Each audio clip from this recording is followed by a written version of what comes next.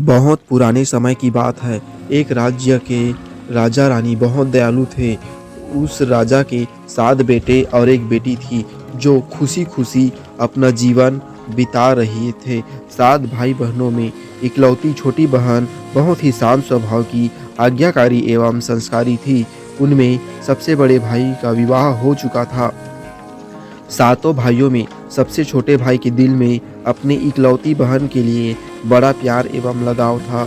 हर रोज की भांति एक दिन बड़े राजकुमार अपनी पत्नी और अपने छोटे भाइयों को साथ लेकर अपने खेतों में काम करने चले गए। चूँकि उस जमाने में खेती-बाड़ी आपसी सहयोग से हुआ करते थे, सभी लोग खेतों में काम करने जाने से पहले अपनी छोटी बहन को वापस आने तक खाना बनाने को बोलकर घर से निकलती हैं। सातों राजकुमार की बहन अकेले घर पर खुशी-खुशी सबके लिए खाना बनाने के लिए जंगल से सरौटी साग को तोड़कर लाती है और बड़े प्यार से सरौटी साग की सब्जी को काटने लगती है।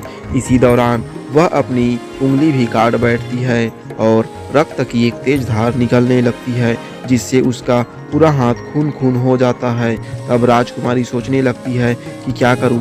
अगर घर के दीवार में खून को पोंछूंगी तो भैया लोग देख लेंगे और चिंता करेंगे, और यदि अपने कपड़ों में पूछूंगी तो भी पूछेगी। राजकुमारी इसी डर से सब्जी पकाने वाले सरौटी साग में सारा खून को पोंछकर खून को बहने से रोकती है। फिर इसी खून लगे साग को सब्जी बनाती है। जब उसके सारे भाई और भाभी अपने खेतों से काम करके लौटते हैं तो छोटी बहन हमेशा की तरह सभी के लिए साफ थाली में खाना और मिट्टी के लोटे में पीने के लिए पानी देती है, और सभी एक साथ खाना खाते हैं और उस खून से पके हुए साग को खाकर खाने की जमकर तारीफ करते हैं।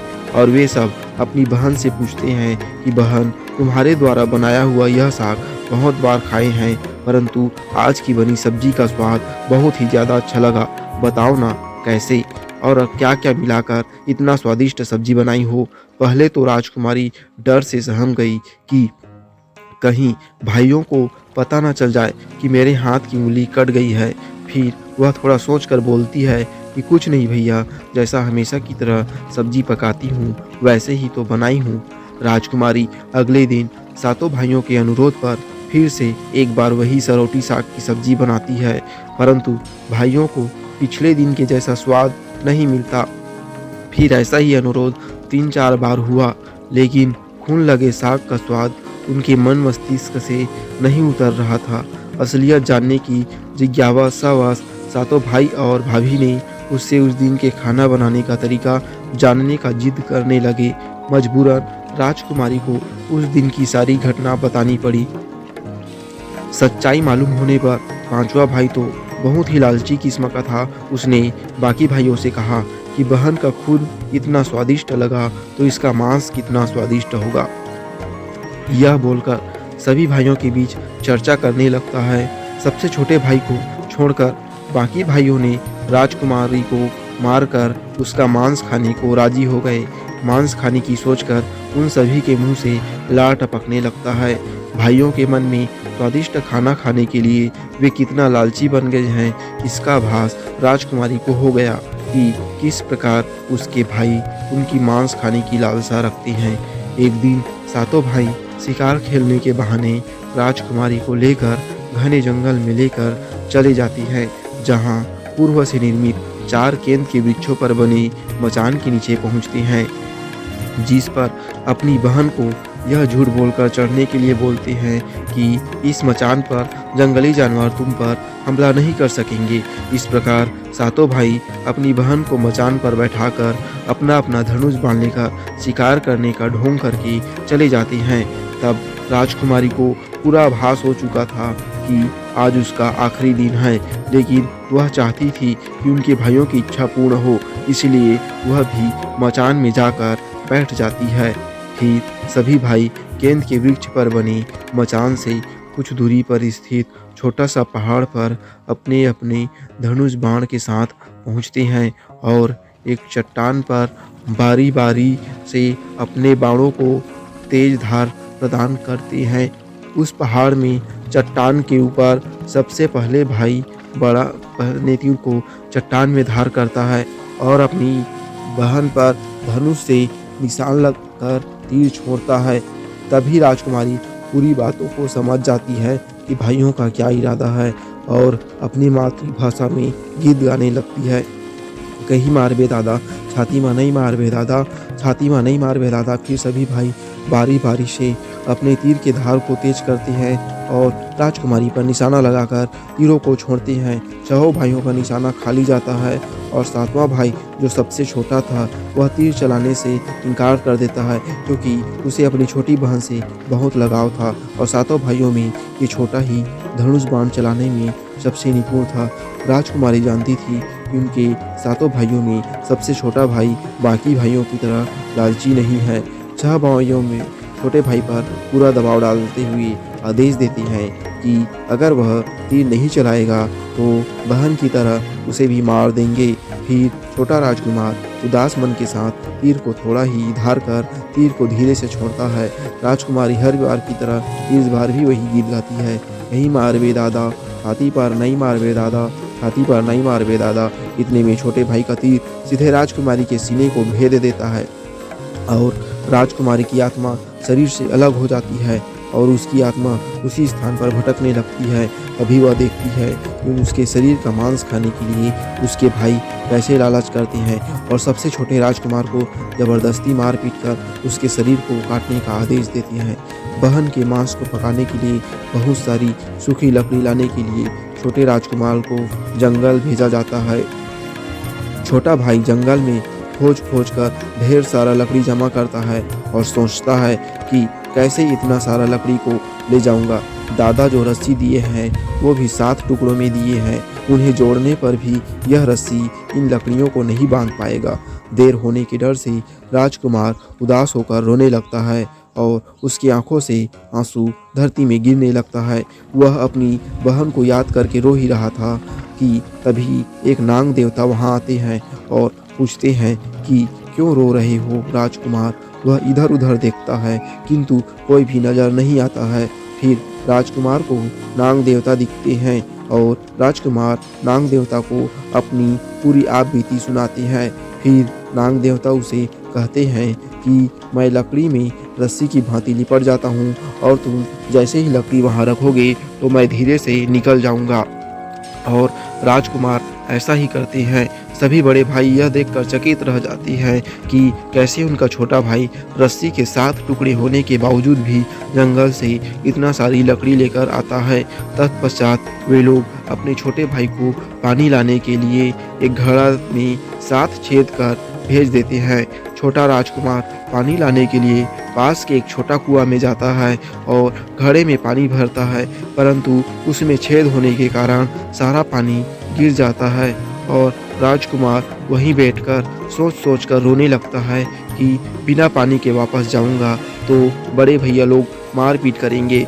यह सारी घटना को उस कुआं के मेढक, केकड़ा और मछली सुन व देख ले रहे थे और वे तीनों राजकुमार को रोता देखकर पूछते हैं कि क्यों रो रहे हो। फिर राजकुमार उन्हें अपनी आप बीती को विस्तार से बतलाता है और फिर मैं अपनी प्यारी बहन के शरीर का मांस कैसे खा सकता हूँ, नहीं खाऊंगा तो बड़े भैया लोग मार पीट करेंगे। तब मेढक कहता है कि तुम परेशान मत हो, हम सब मेढक घड़ा के छेद में चिपक जाते हैं और तुम इससे पानी भर कर ले चलो और फिर जब तुम्हारे भाई राजकुमारी के मांस को खाएंगे और तुम्हें भी खाने को बोलेंगे तब तुम मछली को खाना और जब वे हड्डी को खाएंगे तब तुम केकड़ा को खाना, बड़े भाइयों को शक नहीं होगा। फिर राजकुमार ने बिल्कुल वैसा ही किया जैसे केकड़े और मछली ने कहा था। जब राजकुमारी का पका हुआ मांस खाने को परोसा गया तो वह मछली और केकड़ा को खाने लगा और अपने हिस्से का मांस को बड़े भाइयों से छुपाकर उस मांस को दिमाग के टिल्हे में डाल देता है और समय बीतने पर वहाँ बांस का एक बड़ा झुंड उगता है। इस घटना के वर्षों बाद एक संत उसी बांस के पास से गुजर रहा था और वह सुंदर सुंदर बांस को देखकर सोचता है कि अगर इतने सुंदर बांस से बांसुरी बनाया जाए तो कितना सुरीला धुन निकलेगा। उसी क्षण बांस से आवाज़ आती है, ना काट रे जोगी, ई तो लागे भैया रोपल बांस। संत फिर भी बाँस को काटता है। संत इसी उद्देश्य से एक बाँस का टुकड़ा काट कर ले जाता है कि ये बाँस इतना सुंदर है, यदि बाँसुरी बनाएँगे तो कितना मधुर आवाज़ निकलेगा। और जोगी इस बाँस से एक सुंदर बाँसुरी का निर्माण करता है। इस बाँसुरी से इतनी मधुर ध्वनि निकलती है कि संत जहाँ-जहाँ भी इसे बजाता है, इसके ध्वनि से लोग मंत्रमुग्ध हो जाते थे। एक दिन संत घूमते-घूमते बड़े राजकुमार के घर पहुंचता है और अधिक धन के लालच में संत जोर-जोर से बांसुरी बजाना शुरू करता है, परंतु इस बार बांसुरी का मीठा सुरीला स्वर कर्कश हो जाता है और जब भी संत कुछ नया धुन बजाने की कोशिश करता है, बार-बार एक ही धुन निकलता है, ना बाज रे बांसुरी, ई तो लगो मोर दुश्मन का घर।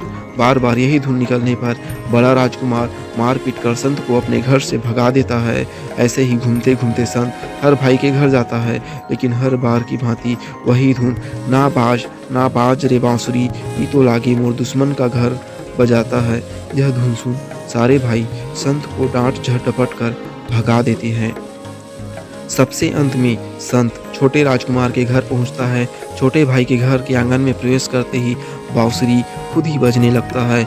जोर जोर से बाज रे बांसुरी, ई तो लगो मोर भाछोड़ भाई के घर। बड़ा ही मधुर मीठे स्वर का धुन सुनकर छोटा राजकुमार मोहित हो जाता है और यह धुन सुनकर छोटे राजकुमार से रहा नहीं गया और संत से बांसुरी की मुंह मांगी सोने की मोहरें देकर उसे खरीद लेता है तथा संत की इच्छा से मेहमान नवाजी कर अच्छे से विदा कर दिया जाता है। धीरे धीरे समय बीतता है और छोटे राजकुमार अपने काम से कुछ दिनों के लिए बाहर जाते हैं। जब वह वापस लौटता है तो देखता है कि उसका कमरा बहुत सुंदर ढंग से सजा हुआ है और घर के सारे बर्तन अच्छे तरीके से रखे हुए हैं। तब छोटा राजकुमार सोचता है कि हमेशा मेरे कमरे की साफ सफाई घर के नौकर करते हैं, लेकिन कभी भी इतना सुंदर सजाया नहीं गया है। फिर राजकुमार अपने नौकरों से पूछताछ करते हैं कि मेरे कमरे को इतना सुंदर किसने सजाया है। नौकरों के मना करने पर राजकुमार सोचते हैं शायद कोई भाभी आई होगी और मेरे कमरे को सजा कर गई होगी। जब भी राजकुमार घर से बाहर काम के लिए जाते, यही घटना हर बार देखने को मिलती और लगातार होने के कारण राजकुमार के मन में जानने की जिज्ञासा उमड़ने लगी। आखिर मेरे घर को इतने सुंदर ढंग से कौन सजावट करता है। वह अपने भाइयों तथा भाभियों से भी पूछता है और वे लोग भी सजावट करने की बात से साफ मना कर देते हैं। एक दिन राजकुमार सच्चाई पता लगाने के लिए किसी काम का बहाना कर बाहर जा रहे हैं बोलकर निकलते हैं और छुपकर पुनः वापस आकर अपने कमरे में रखे खजूर के गोल मोड़े हुआ चटाई के अंदर छुप जाते हैं। कुछ समय इंतजार के बाद राजकुमार देखते हैं कि एक खूबसूरत सी लड़की बांसुरी से निकलकर कमरे के अंदर आती है और सारे कमरे की साफ सफाई कर वापस उसी बांसुरी में समा जाती है। यह देखकर राजकुमार की आंखें खुली की खुली रह जाती है, क्योंकि उस लड़की की शक्ल राजकुमारी की छोटी बहन के जैसे ही होती है। राजकुमार अगले दिन फिर से एक बार उसी प्रकार छुप जाते हैं और जैसे ही वह सुंदर लड़की पूरे कमरे की साफ सफाई का काम खत्म कर वापस बांसुरी में जाने वाली होती है, तब छोटे राजकुमार उस लड़की का हाथ पकड़ लेते हैं और तुरंत बांसुरी को जला देते हैं और कहा, बहन तुम कहाँ जा रही हो? तुम्हारे लिए ही मैंने इतनी तपस्या की है, अब तुम मुझे छोड़कर मत जाओ, इसी रूप में मेरे घर में रहो। अंत में उसने अपनी छोटी बहन का विवाह करा दिया और स्वयं भी शादी करके आनंदपूर्वक रहने लगा।